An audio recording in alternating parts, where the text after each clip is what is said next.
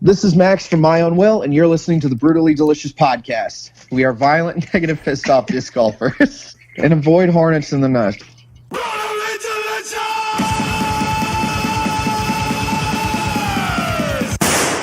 Hey, you're listening to the Brutally Delicious Podcast. I'm Bruce Moore. And I'm Chris Seegers. And today we've got Max Kushner from My Own Will. Man, when you sent me this track the other day to hear, I just about jizzed my pants. It's pretty crazy stuff, right? Yeah. I mean, it's super heavy. I was like, whoa. Yeah, it kind of reminds me of like a throwback to nu metal.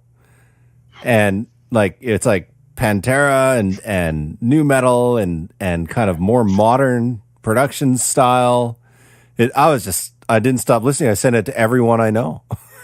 That's into metal. That's the beauty of this. We keep finding all these weird, not all these weird, but all these new music. And I never thought of people reaching out. I was telling you earlier, we should start like focusing on some stuff because I've got people sending me stuff. Hey, can you play this on the show? Or hey, can you do this? Oh man, the more music that we can expose ourselves to, I mean, if we're exposing ourselves to great music, that only helps people in the world expand their metal horizons. I 100% agree. So I'm thinking, I was telling you earlier that last time we were talking about my buddy Dale, who's one of our big supporters from the beginning. He loves all this stuff, but his biggest thing is he keeps saying, like, this is just like a great conversation. There's no like real agenda. And we don't even know where we're going to end up. We just kind of do our shit and see what happens. And it's pretty cool. Oh, it's awesome. I love it. And we've got some crazy stories out of people too, which is also good. We've got some really good stories. Yeah. I don't know how we get some of them, but yeah, we kind of, I guess maybe because we make people feel at ease and then they just do their thing. I'm not sure. I don't know. The only thing missing from this, My Own Will's been on repeat all week for me. I haven't stopped listening to that track. I'm just so, I think the recording of it is really unique. They've kind of created this really weird mid-rangey kind of sound that is different from every other recording that I hear. And I've kind of been analyzing it and wondering, like, it's kind of some strange decisions, and yet somehow I'm just in love with it. And then... I'm not a big nu metal fan. I never have been, but you're right. I think it mixes the two well enough where I'm like, wow, this is pretty killer. Yeah, and then right before I got on with you here, I was listening to Thunder Kiss 65 by White Zombie. Really? And I haven't heard that track in forever, and I just hit play on this, like YouTube made this suggested playlist for me. And it started out with Dock and Break the Chains. See, now you're talking my language. That's the crap I like. And then it went on to Alice in Chains, Man in the Box, and then Thunder Kiss 65 came on. I was like, YouTube, you know me too well. I don't know if I'm comfortable with it, but I like it. I don't know either, but you know what? I got the new Whitesnake album for review. And, I know he's up there in age, and we talked about this already, and I've heard live he's not all that well, but boy, this freaking album, dude, it's off the chain. I'll have to check it out. Yeah, it's moved with the time, so it's got some really cool, 2019 sort of elements to it, but it's still got that Whitesnake thing. And the Hoekstra, the guitar player, he's still got all those riffs, man. And it's like really riff heavy. It brought me back like right to 89, 90, whenever that was. Oh, amazing. Reb Beach is playing in that band too, is he not? Yeah. Oh my God. Yeah, that's pretty amazing. That guy can shred.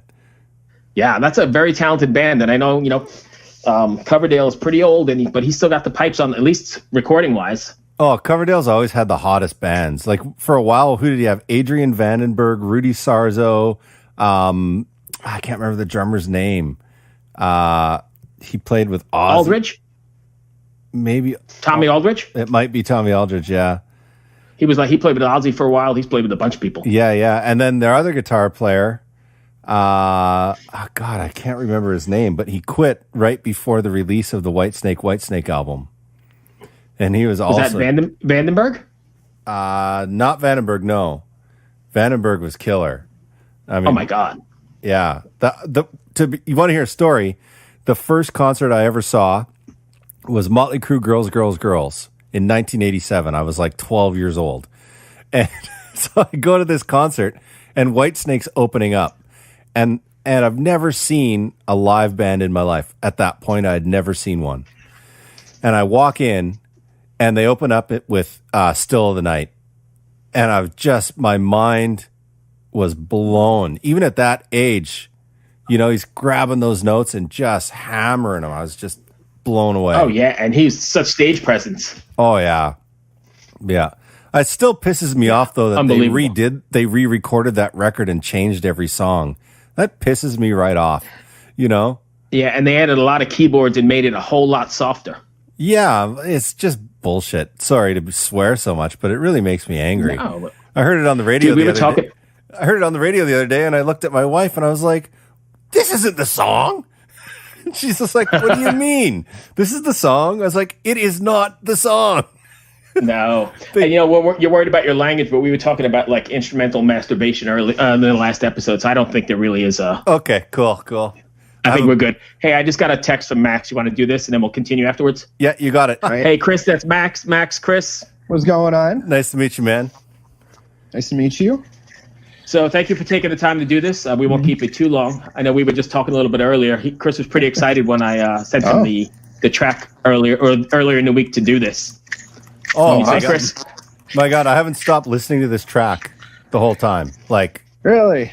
Yeah. To be honest with you, I can't even remember the name because it's just been on repeat in the background for the whole week. Just on repeat. It's a great song. I sent it out to everybody I know that loves metal. That's fantastic. Yeah. Obviously, I'm sure you noticed one thing on there. There's I'm not playing bass.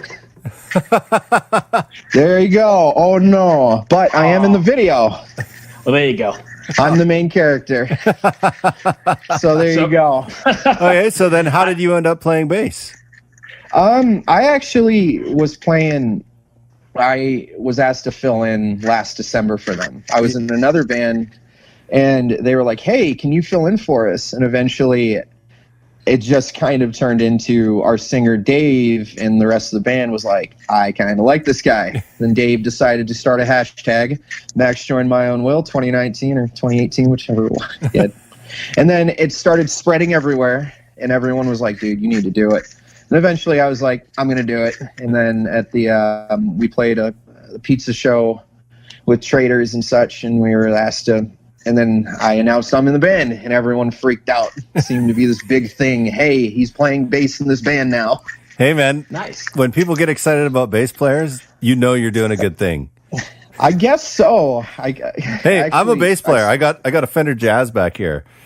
There you go. I got a Fender Aerodyne sitting in my little studio behind me. Nice. In the other room. Yeah. And I got my nice ESP. Nice. Yeah. All right, so I'm going to start this off because, Max, you seem like a super nice guy. We're having a good time, but I'm looking at your Facebook page here, and it says you are violent, negative, and pissed off. How do you? How are you justifying the difference between the two? And is it hard to change characters? And because obviously you're not a violent, pissed off dude. I'm sitting here talking to you, and you're. It's kind of, you got aggression in the music. It's kind of emotion. Your emotion, everything's going. The pissed off and angriness is, product of that heavy music, but it's also got a lot of emotion sitting in it, so I can say, think of it as like just really angry emotions that, you're trying to get out. Okay, so we've talked about this with other art or other people on the podcast before, and do you find it like cathartic in a way? Is it a way to just like get out, the week's shit, the end of the week kind of stuff? Let's go play, or how does?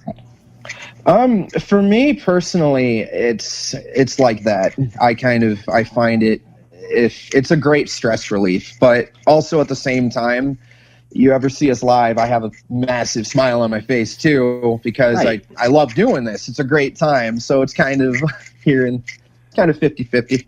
Right. But it's not like you're smiling because you're violently pissed off. You enjoy being violently pissed off. It's just you're getting your shit out.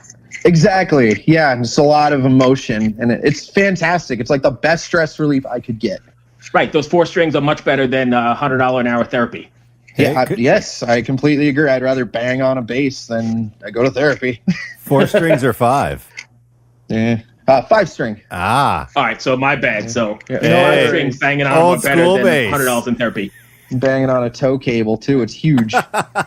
It's like what is it? Instead of like a 130 gauge, 145. It's like a fat bass string. What do you guys tune to? Drop G. Drop G. So, yeah, that's right. I mean, we're not on the level of some people who are like drop E, the heaviest thing ever, and you can't hear it. Yeah. Yeah. So drop G, is that? I'm not sure where Whitechapel is at, but that's probably right around there, right? Well, I remember their older stuff was in drop A. I'm not sure their newer stuff, to be honest. And a lot of bands seem to be picking up on a lower tuning too. Like drop G seems to be more popular than it was. That's low. So, I mean, that rattles the bones for sure. Oh, it does. It's very very powerful. Tell me about your tour plans. Are you coming to DC? That's my biggest concern because I live in DC. Coming to DC. I'm not sure yet. We're planning. I know summer there's going to be something happening. Can't really say much there.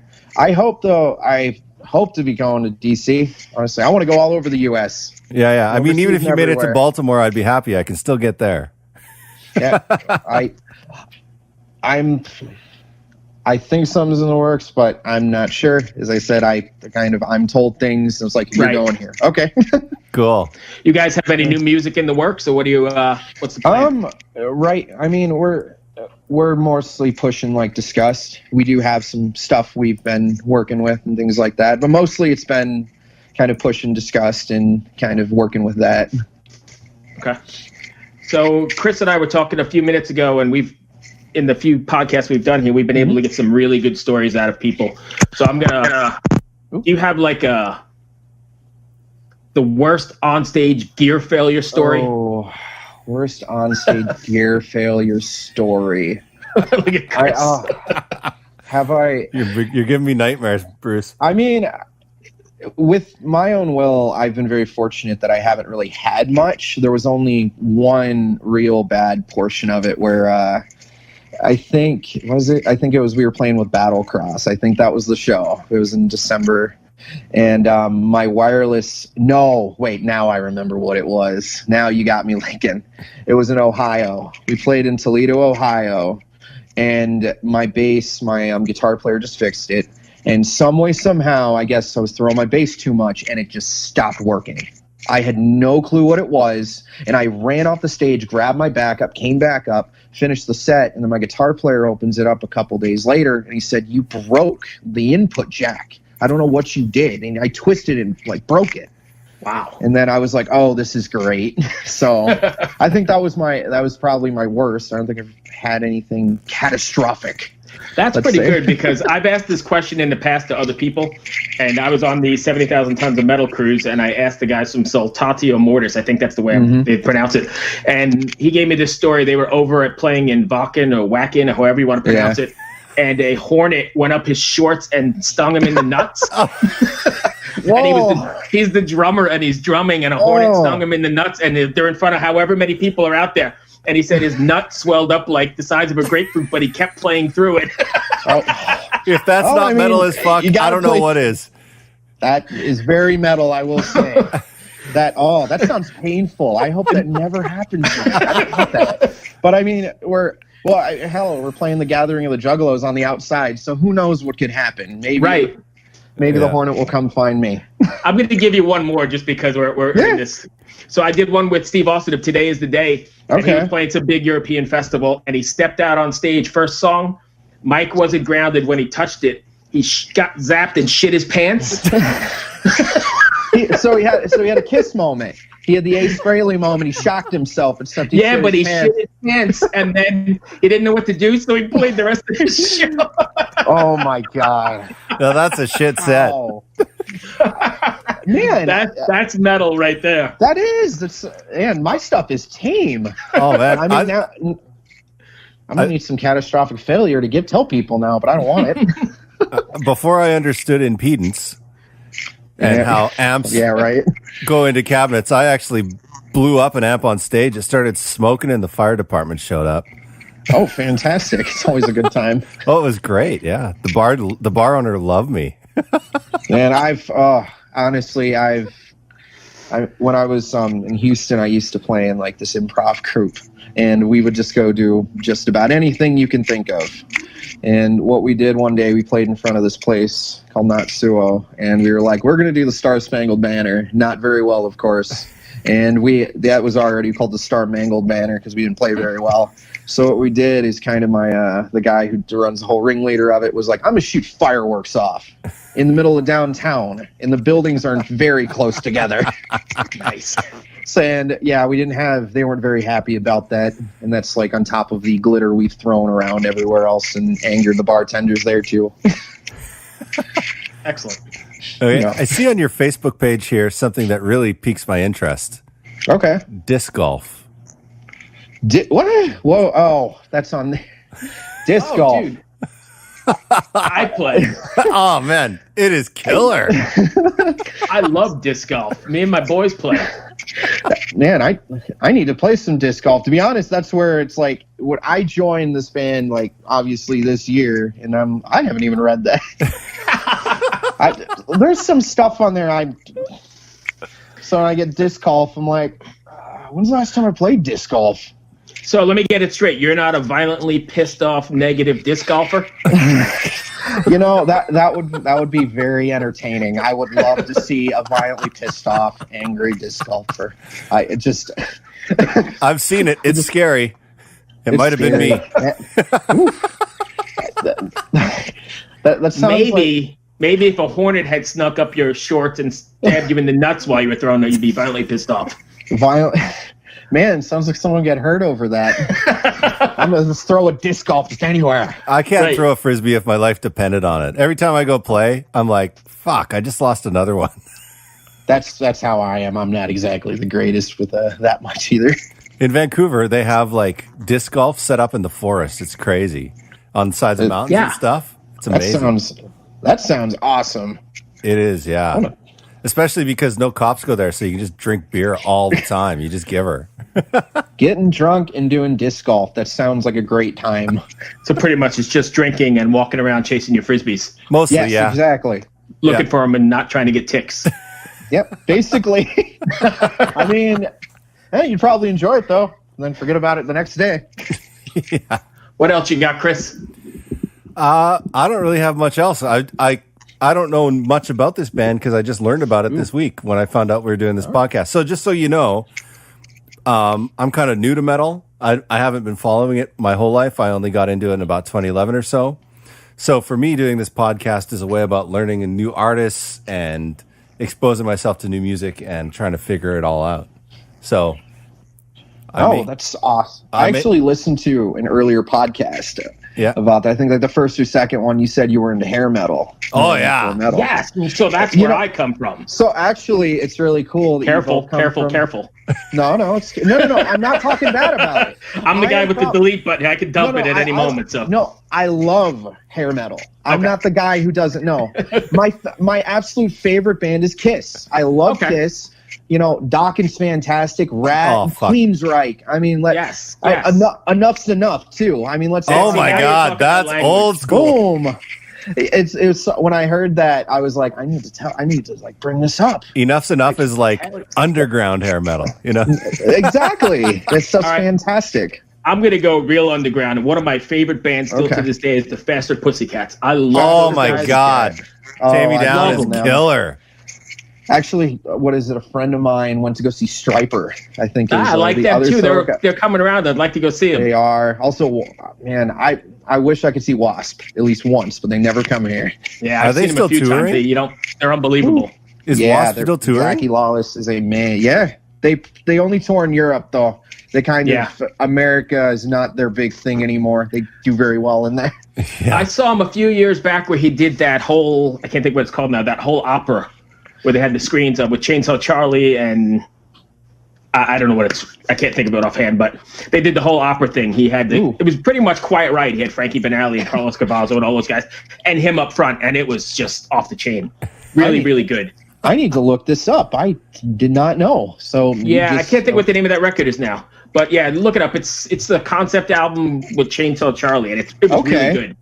And they had a bunch of screens and kind of actors, and it was a full-on great production. That sounds cool. Now And I actually saw them back in like '83 or '84 in the clubs where he wore the where they threw the meat out in the audience and wore that crotch saw. I know that whole thing. Yeah. Oh man. Wow. So yeah, they're great. What about LA Guns? I mean, they're one of my Guns. all-time favorites. I think Guns are fantastic too. Oh man, Cocked and Loaded was such a good record. Recorded terribly, all freaking digital. You know, early digital, you know, where it was thin. But then Hollywood Vampires would have been such an amazing record, but they just fucked the sorry, pardon my language. They just the recording was just like they tried to do like this old 70s recording. I just didn't understand it. Yeah. But the new LA Guns seem to go into that. Like Kiss did it on I think it was Monster when they put it in like the 2000s. They were like, we're going all back to analog. It was a great sounding record, but I don't think you could tell the difference between this digital and analog tape that you spent a lot of money on. No, God, no. Not with tape at $250 a roll. My God. Yeah. For 15 minutes. Man, that's scary. It's like, oh, don't screw it up. It's $250 down the drain. Yeah, but I mean, come on, that's a drop in the bucket for Gene. He's probably going to license the tape anyway. Yeah. He'll throw it in his vault. Right. My favorite thing is when the Foo Fighters, on one of their records, they cut up the tape into 1-inch pieces and then put it in the CD jackets and sent it out. That's cool. That is, I like really? That is fantastic. Yeah, that's cool to me. They were trying to do an experiment to see if enough fans would get together, and they put grease pencil on the back of each piece of tape with a number on it, and they wanted to see if fans would get together and reconstruct the tape. I mean, it's a great idea. I don't know how many people you're going to get in a room to do that. or in a venue, right? Everybody's going to bring it. Yeah. That's legit. Right on. So, when you haven't been with the band long, and you say you're kind of working on stuff, you're kind of not working stuff, who's leading the songwriting for you guys? As far as the songwriting goes, it almost seems equal, to be honest. It's mostly between me, our guitarist Kyle, and our drummer Danny. We'll usually get together. In some cases, they'll have stuff written up, or if I'm not there in my home studio, I'll record some stuff, send it over to them, and be like, hey, this might be a good idea. And then when we get in the practice space, we'll kind of work it out. And then we'll sit there and record our ideas. Danny will program drums to it, and we'll get a basic demo ready. Cool. What drum software are you using? Well, I'm not sure what I think they're using Steven Slate drums, from what I know. Cool. Yeah, they sound library. really good. Yeah, absolutely. Yeah, I usually use Superior Drummer myself, but Danny's fantastic at programming, so I let him use what he uses. Right. Yeah. Programming drums is a bitch. Oh, I agree. That's why I'm like, I do it sometimes, and I'm very fortunate. I got some like loop packs of like normal, just generic drum beats that work. Yeah. And be like, here's what I'm thinking. Just work around it. That's very cool to hear that you guys aren't afraid to embrace technology that way. You know, there's some bands don't want to embrace that technology, which is fine. That's their own prerogative. Right. You know, like Bruce really likes it when people get in a room together and just give her the whole time. And right. I'm kind of in both camps, you know. Sometimes I like to work with people from somewhere else, and other times it's fun to get in a room, you know. But I agree. I've had so many drumsticks thrown at my head because I'm such an asshole in the jam space. Honestly, it's great to have both, that we kind of sit in both camps as well. And mostly, I mean, we'll sit down, but there are other times like, oh, hey, I got a riff. Can you jump on the drum kit and play to it? And be like, yeah, that sounds good. Then be like, well, what do you want to come up next? And so it goes both ways, and it's fantastic. It works very well. I just found the recording really interesting. It's quite different. You know, it sounds really heavy and modern, but from a frequency perspective, it really grabbed my attention. It sounds very mid-rangey. And a lot of metal really avoids that mid-range. It almost seemed like a rebellion on the rebellion, if that makes any sense. It seems, because when I joined the band, when I started hanging out just with Kyle and Danny and us talking about recording, they showed me their demos and they sound fantastic. they have a very good ear for understanding the whole frequency spectrum and knowing where things need to sit. And it seems that carried over to what happened with Disgust is the same exact idea, where we made sure everything sounded full as opposed to sounding heavy on one end or the other. Yeah. That's what I mean. It really grabbed my attention right away. And like when the song started, I was like, wait a minute, that doesn't sound normal. Right. But I was like, I like that. I don't hear mid-range anymore, you know? It sounds really cool. When I first heard it, I was blown away. The way they had it mixed, I was like, this sounds great. This sounds very ballsy, you know. They did it different, and it worked very well for them. It did, and for us in this case. Yeah. Well, hope it wasn't too bad for you. We try and make it completely different than any other interview you've been on. So. Oh no, this is awesome. I'm so glad you guys had me on. I won't lie, I was a little nervous. I'm always nervous when I do anything, but this was fantastic. Oh no, this podcast is just about having conversations with people. It's not like, why don't you tell me about your new single? You know, tell me about your new single. So, what did you do? So, what did you think? What were you feeling when it happened? How did you come up with the band name? You know, we're not going to ask those kinds of questions. Yeah, that's actually when I listened to the other one of the episodes. I was like, oh, this is cool. It's just like a conversation. That's what we've been striving for from the beginning. So I'm glad you got it, and I'm glad you didn't mind being on here. It's fantastic, and I've had a great time. Awesome. Fucking A, dude. Man. Cheers. Thanks for taking the time. We'll see you soon. Yeah. Thank you. Right, Thank you, guys. Yeah. Righto. Bye. All right. Not bad, right? Pretty good. Yeah. I love the wasp sting in the nuts story. I've never heard that one before. Oh, dude, yeah. That was remember those guys? Were you on the boat when those guys were playing I know you were there, but they were playing on the pool deck one night. They had those like bagpipes or some weird. Oh yeah. Were you up on the deck? Those guys, Saltatio Mortis or something. They're just some older guys that played this really cool like folk metal stuff. Yeah, he told me that whole story. They were on this year too, I think. Yeah, he told me the whole story about they were out playing whacking, and he sat down at the drums, and a hornet went up his shorts and stung him in the nuts. Wow. And the show must go on, so he kept playing. I mean, I thought Dave Grohl was the man for playing with a broken leg, but my God. Yeah. Like a broken leg is nothing compared to a stung nut. And that story with Steve Austin, where he actually shit himself for being electrocuted. That's legit.